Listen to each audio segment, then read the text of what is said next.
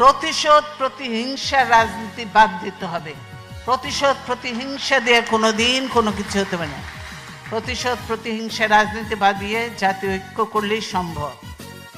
এখানে একটু আওয়ামী লীগ আর বিএনপির মধ্যে পার্থক্য। বিএনপি সবসময় জাতীয় ঐক্য প্রতিশোধ প্রতিহিংসার ঊর্ধ্বে সকল নিয়ে কাজ করতে চায়। এই হাসিনা আজকে দেশের এই অবস্থার জন্য সম্পূর্ণভাবে হাসিনা দায়ী।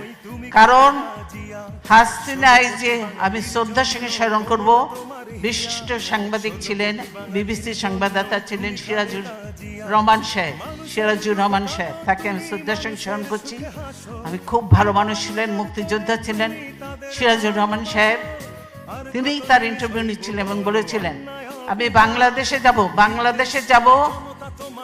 যাব রাজনীতি করার জন্য নয়, প্রতিশোধ নেওয়ার জন্য। হাসিনা এই কথাটা বলেছে। উনি বলে এটা ঠিক হচ্ছে না, কিন্তু